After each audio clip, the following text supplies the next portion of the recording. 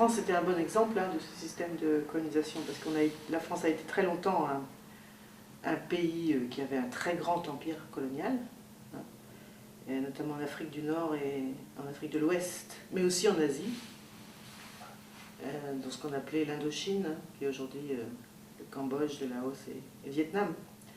Bon, alors c'est la même caractéristique que tous les systèmes coloniaux qu'on a vus en Espagne ou en Angleterre, hein, donc c'est un système qui est basé sur l'appropriation des terres qui sont lointaines, évidemment, de la métropole, de ses ressources, toutes les ressources qu'il y a dans le pays. Souvent, la colonisation française a été très très brutale, mais elles sont toujours brutales, les colonisations, de toute façon. Hein. La conquête de l'Algérie, par exemple, a été absolument terrible, criminelle, vraiment, hein, dans la manière de s'emparer des territoires et des gens qui étaient dedans. Hein. Et ensuite, bien sûr, ça a créé des liens qui ont fait que pendant des décennies, la France a tiré parti de toutes les ressources qu'il y avait dans ces pays. Et ensuite, il y a eu la décolonisation, mais la décolonisation, c'est vraiment entre guillemets, hein, quand on voit aujourd'hui encore, on a un terme en français pour désigner ces relations qui sont de contrôle de la France sur les anciens territoires des colonies. On parle de France-Afrique, des relations qui sont à la fois militaires, économiques, etc., où finalement la France continue d'avoir un contrôle très important sur ces pays, notamment parce que quand il y a eu la décolonisation, on a mis en place des gouvernements qui étaient proches des intérêts français. Alors, la décolonisation en France a été particulièrement violente, si on compare avec l'Angleterre par exemple, ou le Portugal par exemple pour l'Angola. Hein.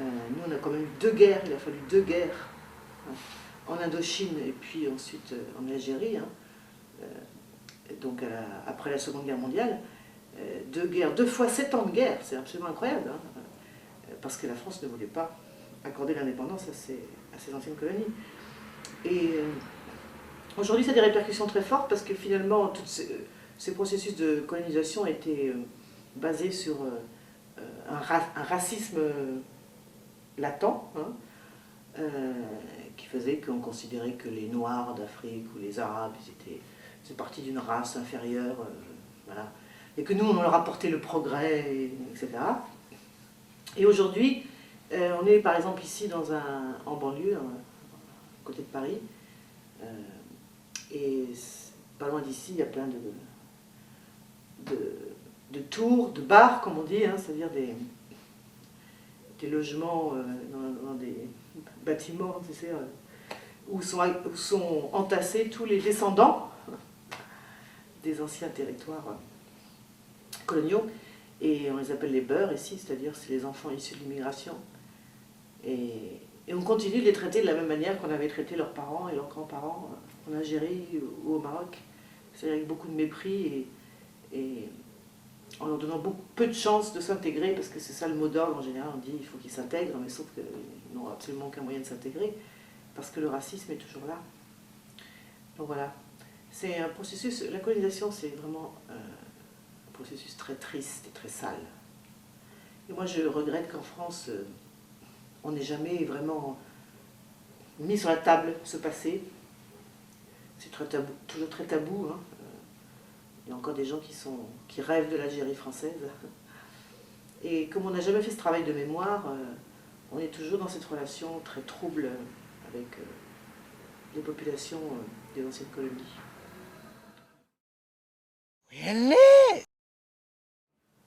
C'est toujours, ça prend toujours des formes différentes dans l'histoire, mais c'est toujours la même histoire, au bout du compte. Hein.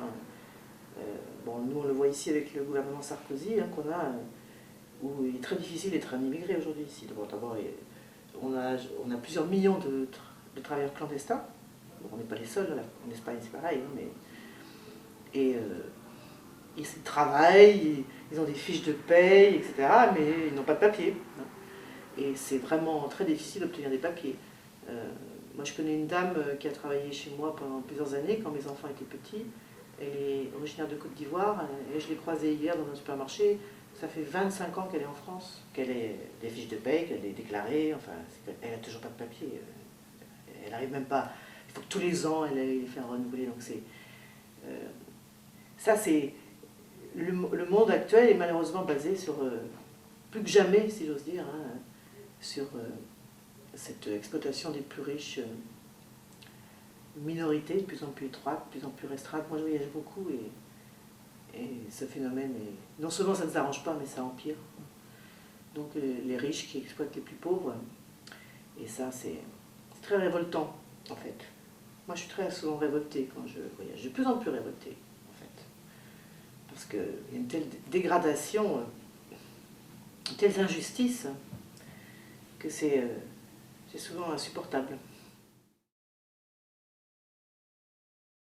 Je voyage, ça fait 25 ans que je vois, d'année en année, une plus grande paupérisation, c'est-à-dire dans les pays d'Amérique latine, par exemple, c'est un continent où je suis allée maintenant plus de 100 fois, maintenant.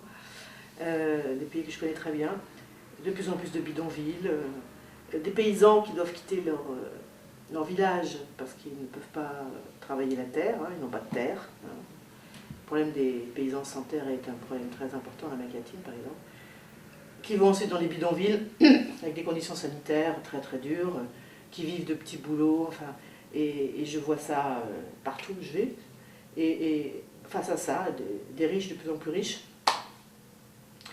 des sociétés de plus en plus dures aussi. Hein. Et ça, c'est un phénomène qui est général, c'est-à-dire que on parle du nord et du sud, c'est plus compliqué que ça en fait, parce que si tu vas au Brésil par exemple, le Brésil qui est soi-disant un pays du sud, mais il a aussi toute une classe très riche qui a les mêmes modes de fonctionnement que celle du pays du nord. Hein. Mais donc voilà, donc il y a une déstructuration en plus de toutes ces sociétés absolument incroyables.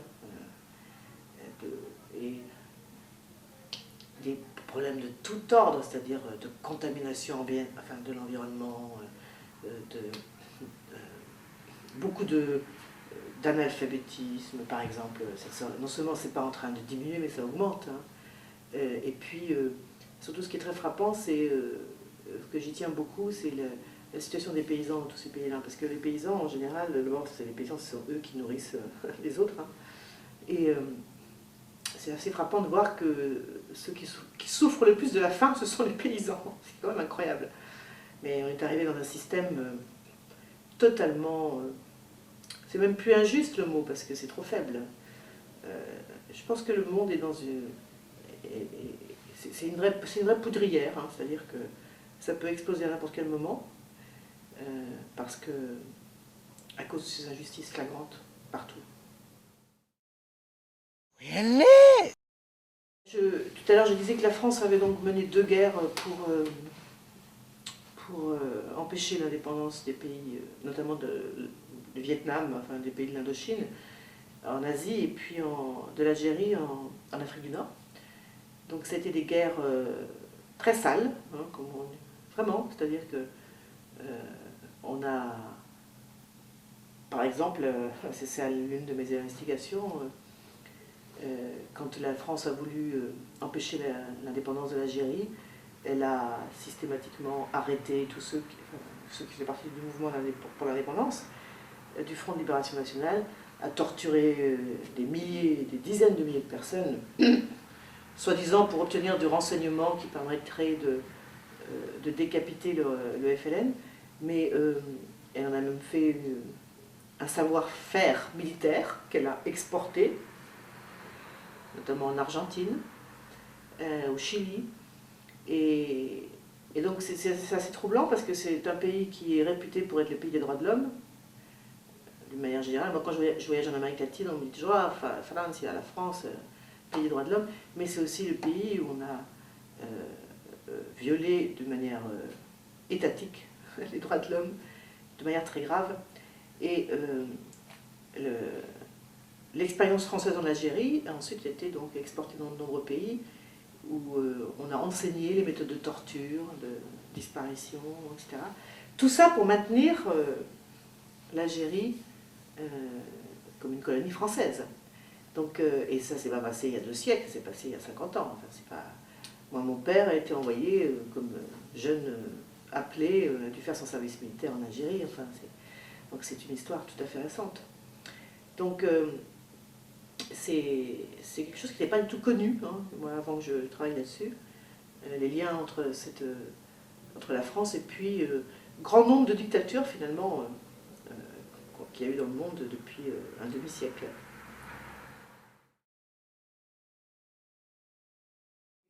Depuis la Seconde Guerre mondiale, il y a eu s'est mis en place un système d'agriculture industrielle qu'on appelait la Révolution verte, hein, qui était censé apporter de la nourriture à tout le monde, etc. Moi, mon père est agriculteur, il a participé à ce phénomène, donc ça voulait dire utiliser des tracteurs, des pesticides, des engrais chimiques, etc. pour augmenter les rendements, etc. Tout ça pour nourrir le monde. Bon, en fait, ce qui s'est passé, c'est que ce modèle industriel dépend étroitement de multinationales, qui sont les fournisseurs des machines agricoles, etc. Et petit à petit, on a vu que tout le marché agricole a été accaparé par de grandes compagnies internationales.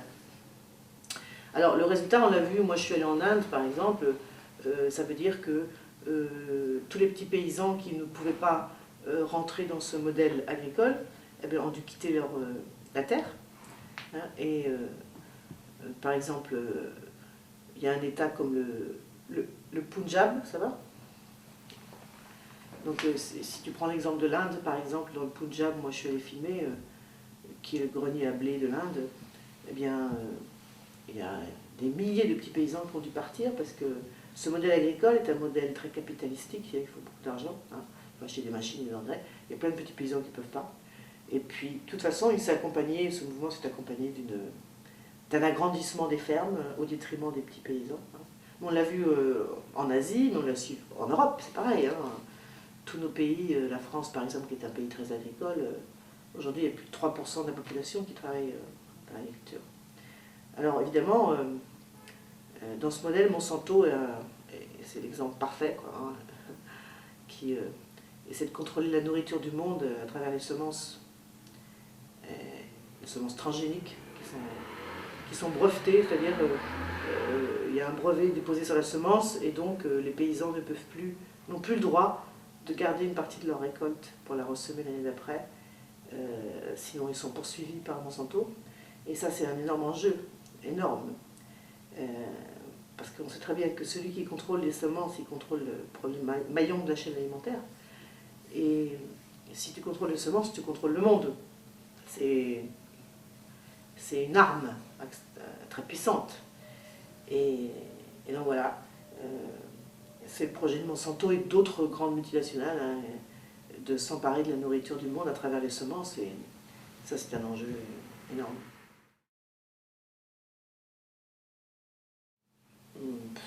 En général, c'est une alimentation qui vient de l'agriculture agro-industrielle, comme je viens de la décrire, hein, et de l'industrie agroalimentaire. Donc ce sont des produits qui ont été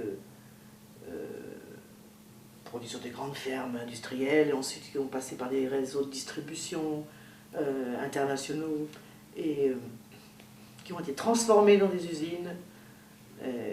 On a rajouté beaucoup de produits chimiques déjà dans le champ du paysan, et puis ensuite dans les usines de transformation agroalimentaire.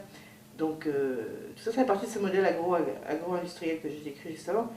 Et si on va au supermarché, voilà ce qu'on achète en général. Donc je pense que si on veut changer de système, il faut commencer par se nourrir autrement, ça c'est sûr. Et se nourrir autrement, ben, c'est s'adresser à des agriculteurs qui font de l'agriculture biologique, par exemple. En France, il y a un très grand mouvement pour ça, en ce moment, pour essayer de couper les circuits de distribution et toutes ces grandes firmes qui en plus nous vendent des produits qui sont malsains, qui sont mauvais pour la santé. Voilà. Donc c'est assez extraordinaire de voir comment en 50 ans, après la Seconde Guerre mondiale, hein, s'est mis en place ce système de contrôle de la nourriture du monde. C'est vraiment très impressionnant. Les résultats, c'est pas très brillant, hein, parce que moi je travaille là-dessus en ce moment. On sait aujourd'hui que la plupart de ces aliments qui sont produits avec des produits chimiques sont très mauvais pour la santé, provoquent des maladies, des cancers. Enfin, Mais par ailleurs, les gens qui ont du cancer, après, il faut les soigner. Donc ceux qui vendent des produits chimiques qu'on met dans les champs, les pesticides, etc., sont les mêmes qui vendent les médicaments après pour soigner les gens qui sont malades. Donc c'est un système bien, tu vois, bien calculé, et c'est vrai, hein, les plus grands empoisonneurs dans l'histoire industrielle sont aussi ceux qui vendent des médicaments pour soigner les gens qu'ils ont rendus malades. C'est incroyable.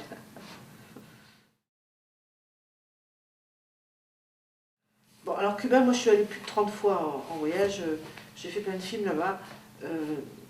C'est sûr que le modèle qu'ils ont essayé de mettre en place était, au début en tout cas, une alternative à tout ce système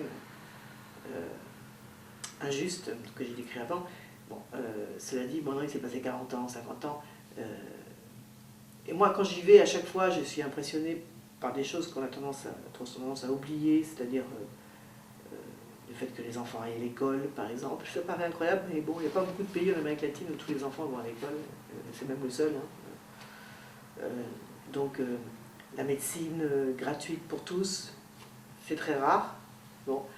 Et ça me paraît une chose très importante parce que les droits de l'homme, c'est pas uniquement les droits de la presse, les droits de l'homme, c'est le droit de manger, c'est le droit de se soigner. Voilà. Alors après, on peut critiquer Cuba évidemment parce que c'est un système politique avec un parti unique, bon, évidemment. Mais j'ai souvent constaté que la manière dont on parlait de Cuba était assez déformée.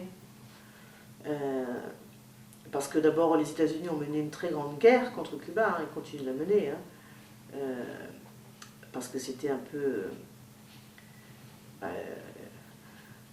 l'exemple qu'il fallait surtout pas que les autres pays suivent, hein, donc ils ont mené vraiment une guerre très très dure contre Cuba. Et très souvent, il y a deux poids, deux mesures. Alors, on va parler des prisonniers politiques à Cuba, et on va oublier qu'en Colombie, il n'y a même pas de prisonniers politiques parce que les gens qui sont contre le système, les journalistes, les syndicalistes, ils sont tués carrément dans la rue. Mais ça, comme la Colombie est un pays où on vote, on a le droit de voter, eh bien on considère que c'est une démocratie, n'est-ce pas?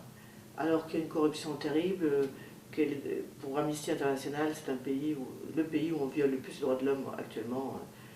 Il y a des assassinats politiques, des massacres sans arrêt, sans arrêt. Moi, la Colombie, je suis allée très souvent. La plupart de mes amis sont morts, ont été assassinés, des journalistes, des avocats, enfin. Donc, il faut toujours être très prudent quand on porte un jugement sur un pays comme Cuba, ou alors d'ailleurs le Venezuela de Hugo Chavez, parce que c'est la même chose, on constate le même... on peut toujours trouver des choses à dire sur Hugo Chavez, par exemple, évidemment. Mais dans ce cas-là, on peut les dire sur plein de gouvernements actuellement dans le monde. Hein. Mais ce que personne ne pardonne à Hugo Chavez, c'est d'essayer de mener une politique différente dans son pays.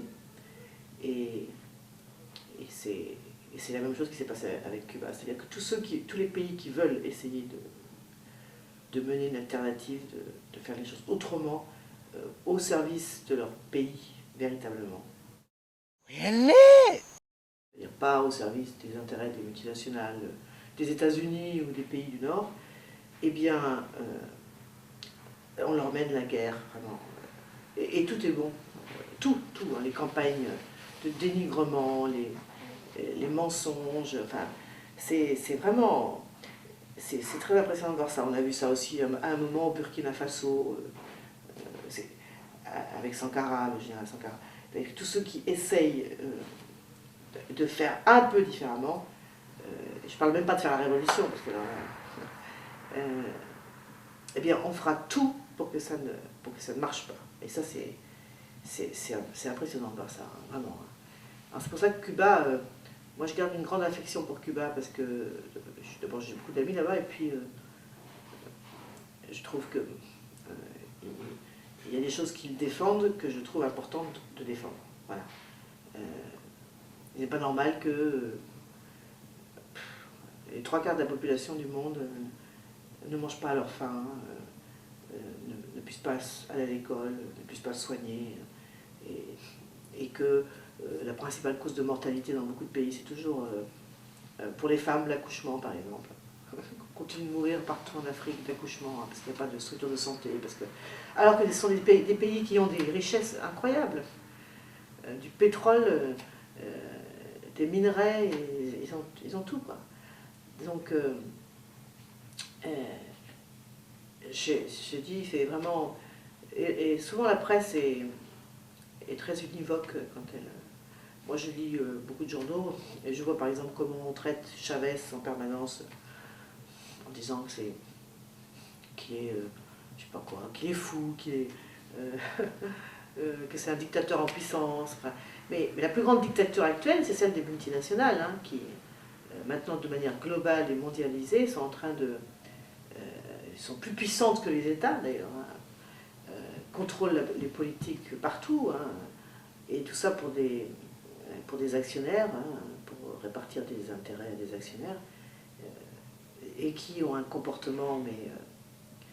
vraiment criminel, criminel, il n'y a pas d'autre mot, hein, pour qui la vie humaine n'a absolument aucune valeur, en tout cas la vie des gens qui vivent dans les pays où il y a des richesses.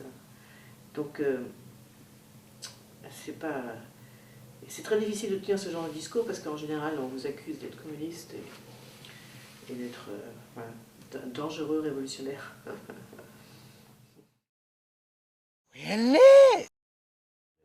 Alors, moi j'étais très heureuse de voir, évidemment, depuis 20 ans, petit à petit, on a vu, l'Amérique latine c'était d'abord les années 70, c'était le continent des dictatures militaires, très très dures, très violentes, très sanglantes, et petit à petit on a vu arriver une nouvelle génération de politiques en Argentine, au Chili, au Brésil évidemment, en Équateur, en Uruguay,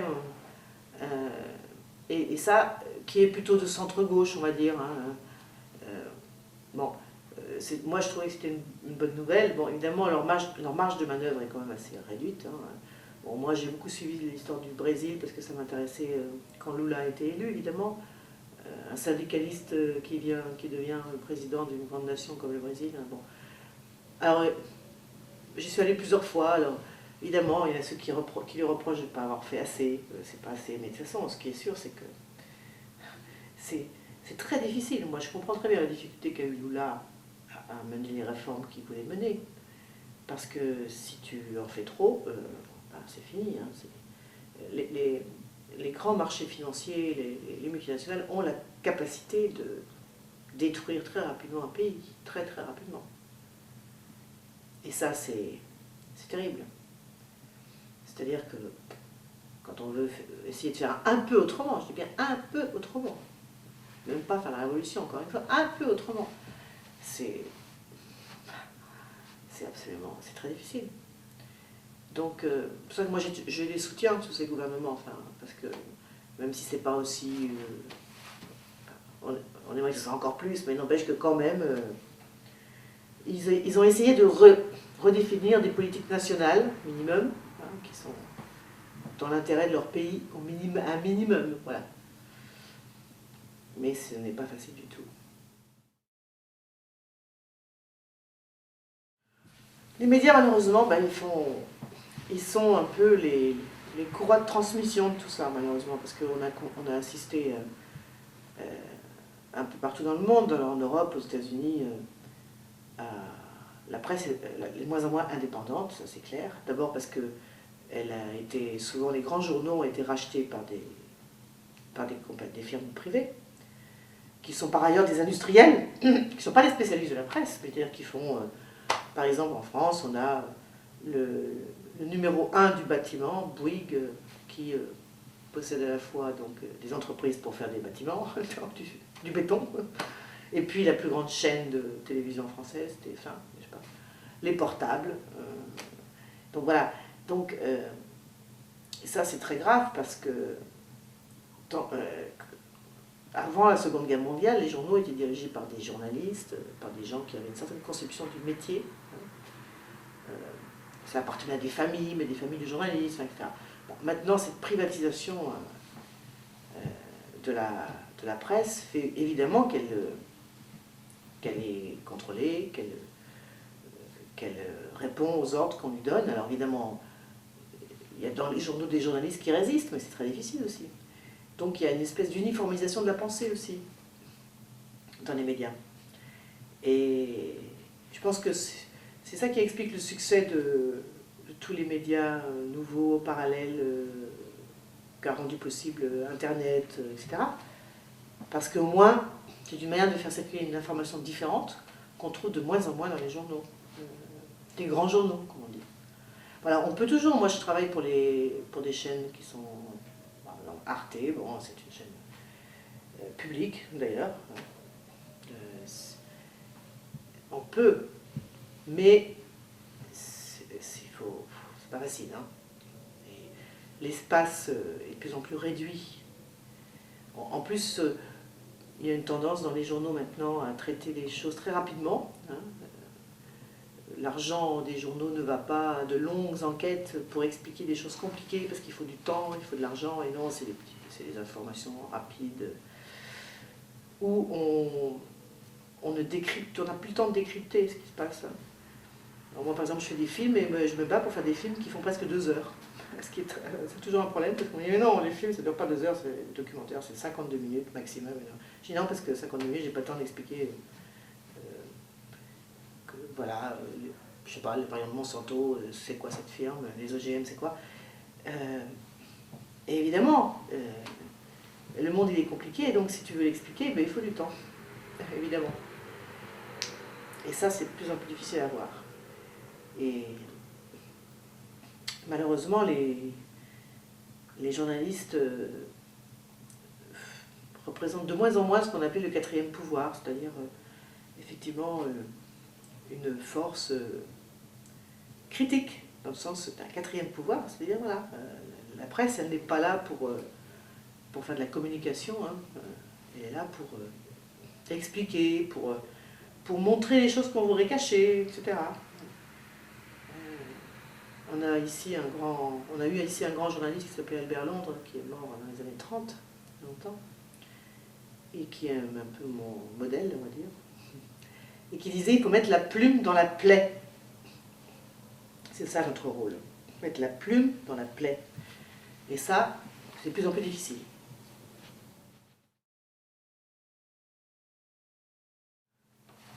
Moi j'estime que je suis un peu un pont. Moi j'ai la chance de pouvoir voyager partout pour mon travail, de parler plusieurs langues et de lire. Je suis payée pour lire. Et donc je considère que j'ai vraiment une mission, c'est-à-dire d'expliquer aux autres qui ne peuvent pas voyager, qui n'ont pas le temps, ni l'argent, ni qui font autre chose, d'expliquer comment marche ce monde, pour pouvoir ensuite agir. Parce que sinon, ça ne sert à rien. Enfin, moi, ça ne m'intéresse pas de faire un journaliste qui ne sert pas à ça, justement. C'est-à-dire de montrer comment, enfin, d'expliquer, pour que les gens puissent s'en emparer et ensuite agir en toute conscience. Voilà. Donc, j'ai traité beaucoup de sujets difficiles depuis une vingtaine d'années. Et je continue de le faire parce que je pense que vraiment le journaliste est celui qui met la plume dans la plaie et qui représente ce 4e pouvoir dont je parlais avant. C'est-à-dire, on a un rôle très important. Et d'ailleurs, l'un des signes de la santé des pays démocratiques, c'est précisément ça. C'est-à-dire, quand la presse est muselée, en général, c'est que le pays vit dans une dictature. Alors la dictature, elle peut être politique, mais elle peut être économique aussi. Quand vous avez un système économique qui est contrôlé par une petite minorité et qui détourne toutes les ressources uniquement pour cette minorité, eh bien c'est une dictature. C'est tout. Et ça, on a beaucoup de mal à l'accepter, parce qu'on a vu comment on a soutenu dans les années 70 la France comme les États-Unis, des dictatures militaires d'Argentine et du Chili, par exemple, où on tuait, on faisait disparaître des milliers de personnes. Mais on estimait que c'était le modèle économique libéral qui était prôné par ces dictatures était le bon modèle. Voilà. Et ça, c'est une double morale qui est très, très dangereuse.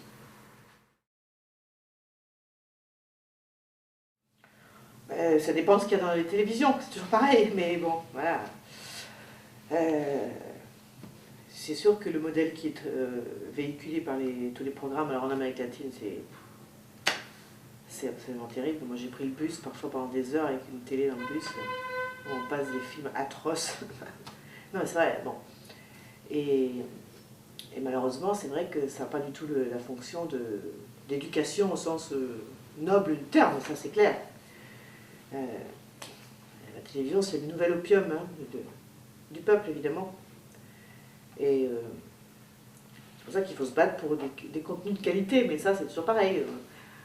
Quand les télévisions appartiennent à des grands groupes privés qui font partie de tout ce système que je viens de décrire, économique, évidemment, les programmes sont beaucoup de publicité, beaucoup de jeux,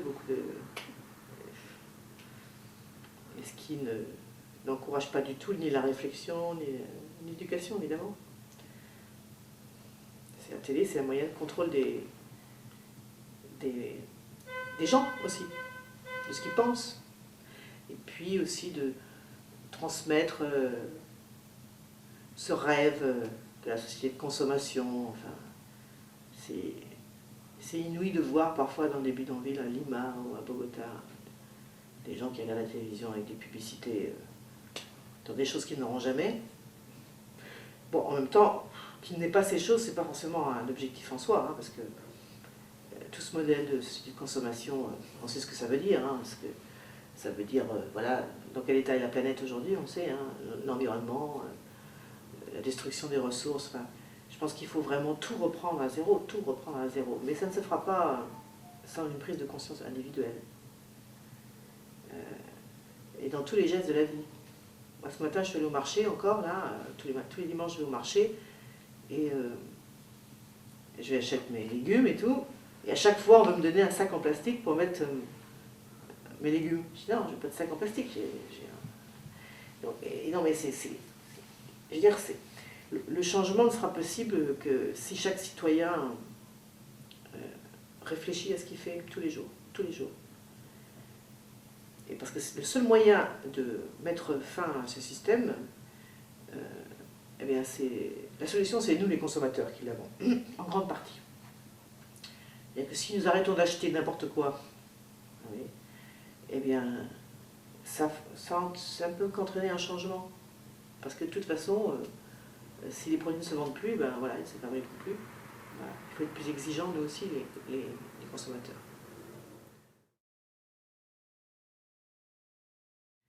Je pense que c'est une démocratie de plus en plus de façade. C'est-à-dire qu'il y a une apparence, les gens vont voter, voilà. Alors, c'est toujours... Voilà. Bon. Sauf que une démocratie, si c'était véritablement une démocratie, on n'aurait pas un pays, la France par exemple, qui est un pays très riche, mais on a 4 millions de personnes qui vivent dans des... vraiment, ils sont très pauvres, voilà. Et il y en a de plus en plus tous les ans. Donc le système dans lequel on vit n'est pas véritablement un système démocratique.